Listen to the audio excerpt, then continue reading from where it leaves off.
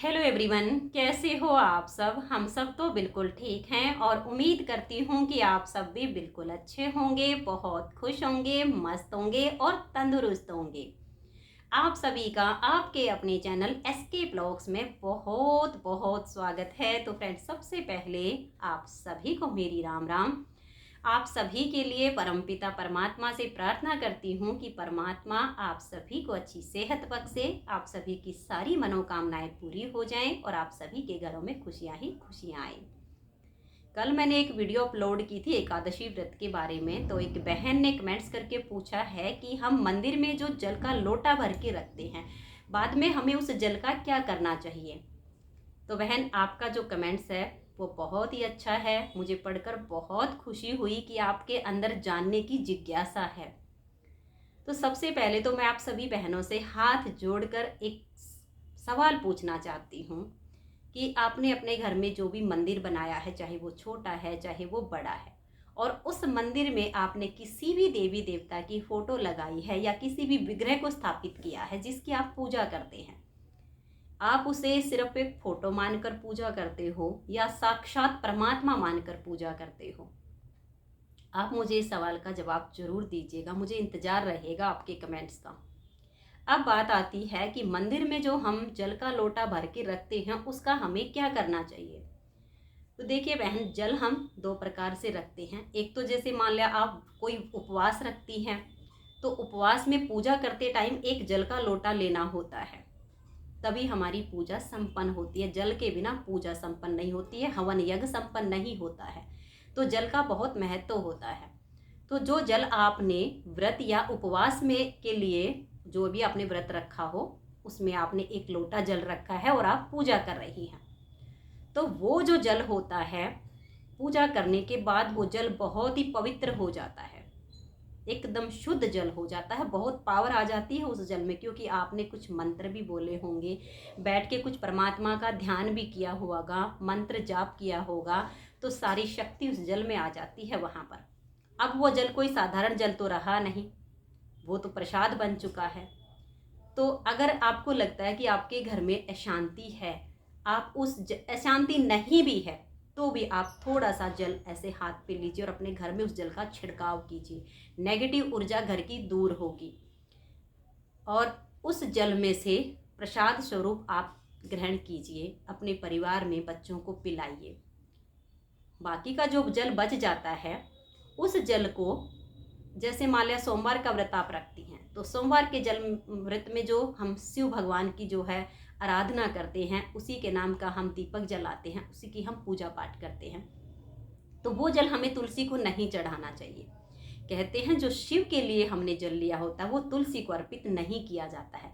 जो बच जाता है ना आपका जल, उसे किसी और पेड़ पौधे में आप अर्पित कर दीजिए, सूर्य भगवान की तरफ मुंह करके, ताकि वो जल सूर्य को चढ़ते हुए आपके पेड़ पौधों में चला जाए, आपके पैरों पे छींटे ना लगे, वो जमीन पर ऐसे ना गिरे, क्योंकि वो जल बहुत शुद्ध होता है। बाकी जैसे मान लिया आपने एकादशी का व्रत रखा है या कोई और व्रत रखा है आपने, वो जल आपका जो बचता है, उस जल को आप तुलसी माँ को अर्पित कर दीजिए, सूर्य भगवान की तरफ मुंह करके, ताकि वो सूर्य को चढ़ते हुए तुलसी में आपका जल आए। वो जल पवित्र होता है, आपके पैरों पे उसके छींटे ना लगे। तो एक जल तो हम ये रखते हैं। लेकिन अगर जब हम भगवान को अपना परमात्मा मानते हैं, जिस किसी की देवी देवता की हमने वहाँ पर विग्रह स्थापित किया, फोटो लगाई है, जो भी आपने लगाया है उसको हम परमात्मा मानते हैं, तो उसके लिए हम जो जल रखते हैं वो इसलिए रखते हैं ताकि हमारे भगवान को प्यास लगे तो वो जलपान कर सके। तो आप समझिए कि जो जल आपने भगवान के लिए रखा है, वो जल कोई साधारण जल तो फिर रहा नहीं, वो तो महाप्रसाद बन गया है। तो आप उसे कैसे गिरा सकती हैं। उस जल को खुद पीजिए, अपने बच्चों को पिलाइए। अब मैं आप सबसे एक रिक्वेस्ट करना चाहूँगी। कुछ बहनों के बारे में मैंने अनुभव किया है, आसपास भी कुछ महसूस किया है कि एक बार जो है ना, सुबह जैसे दिया बत्ती करते हैं, पूजा करते हैं, और उसी टाइम एक लोटा जल का भर के रखते हैं, और अगले दिन जब सुबह पूजा होती है ना, तब उस लोटे जल को उठाते हैं। तो बहन, ये बहुत गलत होता है। जब हमने एक रिश्ता बनाया है परमात्मा के साथ अपना, तो आप समझिए कि अगर आपको कोई सुबह एक गिलास पानी दे दे और फिर शाम तक आपको दोबारा पानी ही ना दे, तो आपको कैसा लगेगा। अच्छा लगेगा? बिल्कुल भी नहीं लगेगा। इसलिए भगवान को जो सुबह आप पूजा करती हैं वो जल आप वहाँ पर चढ़ाती हैं। उसके बाद जब आप भगवान को भोग लगाती हैं तो उस जल को वहाँ से लीजिए, प्रसाद स्वरूप उसको ग्रहण कीजिए।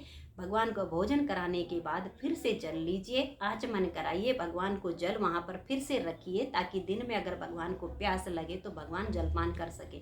अब बहुत सी बहनों के कुछ यहाँ पर जो परमात्मा को जो है नहीं मानती हैं, वो ये भी सवाल कर देंगी क्या भगवान खाते पीते भी हैं?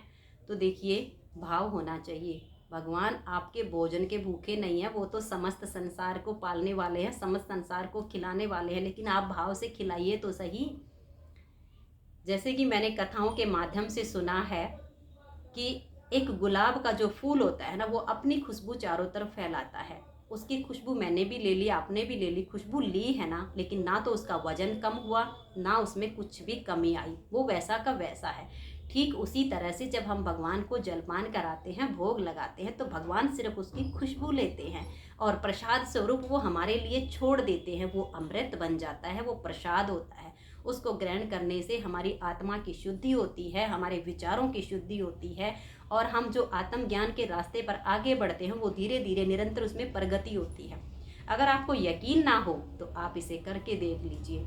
लेकिन सच बताऊं बहनों, इस रास्ते पर चलने के लिए बड़ी मेहनत करनी पड़ती है। अब आप सोचो कि मेहनत कोई कुश्ती लड़नी है, नहीं, ये जो हमारा अंतर मन है ना, इसके साथ लड़ाई लड़नी पड़ती है, बड़ी गहरी लड़ाई लड़नी पड़ती है। ये इतना आलसी है, हमें कोई भी काम करने नहीं देगा, लेकिन इसके साथ लड़ना बहुत ज़रूरी है, तभी हम इस रास्ते पर आगे बढ़ पाएंगे। बहुत टाइम लग जाएगा, लेकिन आप लगाइए, फिर आप देखिए आपके मन को बहुत शांति मिलेगी। तो बहनों, आप जो है, जैसे मान लिया आप सोचो कि भगवान को भोग एक बार लगाएं, नहीं, अगर आप दिन में 3 बार भोजन करते हो तो भगवान को 3 बार ही भोजन कराइए, भगवान को भोग लगाइए, फिर उसे प्रसाद स्वरूप खाइए। फिर आप अपने आत्मा के विचारों की शुद्धता देखिए कितनी बढ़ती है आपकी। आपका जो ध्यान है वो कितना शांत रहता है, कितना एकाग्र होता है, बहुत आपको अच्छा लगेगा। अगर आप एक बिस्किट भी खाते हो ना, तो उसे यूं ही मत खा लीजिए, उसे पहले लीजिए और परमात्मा का ध्यान कीजिए कि प्रभु पहले आप इसका भोग लगा लीजिए, फिर बाद में आप उसे ग्रहण कीजिए, वो प्रसाद बन जाएगा। इसी तरह से हो, जो हम जल मंदिर में रखते हैं वो जल प्रसाद नहीं, महाप्रसाद होता है। इसलिए उस जल को बहन कभी भी ऐसे ही नहीं करना चाहिए। कुछ ऐसा ना हो कि कहीं आप टूंटी से जल भरे जिससे आप बर्तन वगैरह कपड़े वगैरह धुलती हैं, कहीं वो मंदिर में अगर जल रखती हैं तो आप बहुत गलत करती हैं। वो जल रखिए जो जल आप पीती हैं, उस जल को आप मंदिर में रखिएगा। अगर हम अशुद्ध जल नहीं पी सकते तो हम भगवान को उसका जलपान कैसे करा सकते हैं? आप विचार कीजिए। जिस दिन हम अपने मंदिर में बिठाए हुए भगवान को भगवान मानने लग जाएंगे ना, उस दिन हम एक भी अशुद्ध चीज उसको नहीं चढ़ा सकते, एक भी अशुद्ध चीज का भोग उसको नहीं लगा सकते, अशुद्ध शरीर लेकर हम मंदिर में नहीं जा सकते। ये मेरा निज अनुभव है। मैं इस पर फिर कभी बात करूंगी कि इतना बदलाव मेरे अंदर जो आया है, क्या क्या बदलाव मेरे अंदर आया है, मैं कभी बड़ी फुर्सत में आप सबके साथ इस पर बात करूंगी, टॉपिक लंबा हो जाएगा। लेकिन जब आप यकीन मानिए, आपने मंदिर में जो भी आप दिया जलाती हैं, अगर सिर्फ आप एक मतलब ड्यूटी मानकर दिया जलाती हैं ना, कि सुबह हमें जो है नहा लिए हैं, अब हमने दिया जलाना है, पूजा करनी है, बात खत्म हो जाती वहाँ पर, तो आपके मन में भगवान का स्थान नहीं है। देखो बहनों, शायद किसी को बुरा लग सकती है बात, लेकिन बुरा मत मानना, मैं सत्य कह रही हूँ। अगर हम अपनी एक ड्यूटी पूरी करते हैं ना, कि दिया जला दिया, फटाफट फटाफट हो गया हमारा काम, चलो, फिर कुछ नहीं होने वाला। शाम हो गई, संध्या हो गई, हमें संध्या वंदन करता, संध्या आरती करनी है, फटाफट हमने दिया जला, चल मेरा भाई अपने काम में लग गए। तब हम उस मंदिर में बिठाए हुए अपने भगवान को भगवान बिल्कुल भी नहीं मानते हैं। अगर हम उसको भगवान मानते हैं तो फिर तो आप पवित्र होकर ही मंदिर में जाओगे। हर अपने आप, जरूरी नहीं आपको कहीं से कुछ सीखना पड़ेगा, ऑटोमेटिक आपके अंदर बदलाव आने शुरू हो जाएंगे। एक वक्त था कि मैं बिना नहाए रसोई बना देती थी, बिना नहाए सब कुछ कर देती थी, क्योंकि मेरा जो ज्ञान था ना, वो ज्ञान मेरा ऐसा ही था, वहाँ से मुझे जो मिला था उसी के हिसाब से मैं जी रही थी। लेकिन अब जो है मुझे कई बार 3-3 बार स्नान करना पड़ जाता है, क्योंकि मैं अपने अशुद्ध शरीर के साथ भगवान के सामने नहीं जाती हूँ कभी भी।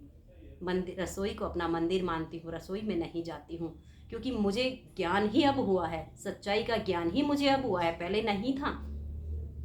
कई बार क्या होता है कि जैसे मान लें मैंने सुबह झाड़ू पोछा किया तो मेरा जो शुरू से ही है, मेरे अंदर एक कब्ज की समस्या हमेशा रहती है, तो मेरा पेट जो है साफ नहीं होता है, मुझे दीर्घ शंका नहीं आती है, तो मैं स्नान तो मुझे करना होता है क्योंकि मुझे खाना बनाना। अब मैं इसका इंतजार तो करूंगी नहीं कि अब मैं सोच आदि के लिए जाऊंगी तभी मैं स्नान करूंगी, नहीं, मैं स्नान कर लेती हूँ, खाना बनाती हूँ, अपना भगवान को भोग तैयार करती हूँ। लेकिन फिर मेरा एक रूटीन बिगड़ा हुआ है, क्योंकि मेरा जो बचपन से ही मेरे पेट में थोड़ी सी प्रॉब्लम रहती है, इस तरह से समस्या है ये मेरे साथ। तो दिन में अगर मुझे शौच आदि के लिए जाना है, दीर्घ संका के लिए जाना होता है, तो मैं तुरंत नहा लेती हूँ और नहा के फिर अपना काम करती हूँ। आप यकीन मानिए, जिस दिन आप परमात्मा में बिलीव करोगे सच्चे मन से, भगवान में बिठाए हुए जो मंदिर आपने बनाया है उसमें आपने परमात्मा को बिठाया है, और आपके अंदर एक तड़प जब जाग जाएगी, आप उसे सच्चे मन से परमात्मा मानोगे, आमने सामने बैठकर बात करोगे, तो आपके अंदर ये पवित्रता खुद पे खुद आ जाएगी। तो बहन, ये आज का जो है विषय था कि मंदिर में रखे हुए जल का हम क्या करें। तो मैंने आपको बताया कि जल दो तरह से रखा जाता है, एक तो हम पूजा में रखते हैं और एक हम भगवान को जलपान कराते हैं, भोजन के बाद आचमन कराते हैं। और वो जो जल फिर आचमन के बाद होता है उसे हम वहीं पर ढक के रख देते हैं, ताकि जो भी हमारा परमात्मा हमने बिठाया है वो वहाँ पर जल पी सके प्यास लगने पर। अब एक बात और यहाँ पर कहना चाहूँगी, ये बात आप मन में मत अलग अलग संशय मत पालिए कि भोलेनाथ अलग हैं, भगवान नारायण अलग हैं, भगवान कृष्ण अलग हैं। बिल्कुल अलग नहीं है, सिर्फ हम जो जीवों की प्रवृत्ति है ना उसके लिए अलग है। नहीं तो जो ब्रह्म है, जो परमात्मा है, परब्रह्म है, वो एक है। इसके रूप अनेक हैं, इसके नाम अनेक हैं, कोई फर्क नहीं पड़ता है। किसी भी रूप में गोविंद को भजिए, उसी रूप में वो सामने आ जाएगा। बस मन और आत्मा को संतुष्टि होनी चाहिए कि आपके मन में कौन सी प्रतिमा है, कौन सा रूप है, कौन सी छवि है जो आपके अंदर विराजमान होती है। आप उसका ध्यान कीजिए, उसकी पूजा कीजिए, उसी का आप गुणगान कीजिए, उसी का आप चिंतन कीजिए, उसी का आप सुबह उठकर जाप कीजिए। आपके हर मनोरथ सफल हो जाएंगे। आपके जीवन की जो यात्रा की गाड़ी है वो आगे बढ़ती चली जाएगी, आपके अध्यात्म का रास्ता खुलता चला जाएगा। तो बहनों, अगर वीडियो अच्छी लगी हो तो वीडियो को लाइक और शेयर करना बिल्कुल भी ना भूलें, ताकि मेरी तरह जो भटकी हुई बहनें थी ना वो कुछ रास्ते पर आए, सच्चाई का ज्ञान हो उनको। और वीडियो में कोई बात गलत लगी हो तो हाथ जोड़कर माफ़ी चाहती हूँ। तो मिलते हैं अगली वीडियो में, तब तक के लिए आप सभी को मेरा प्यार भरा नमस्कार। राधे राधे, जय श्री राधे, बाय बाय। खुश रहिए और अपना अपना ध्यान रखिए।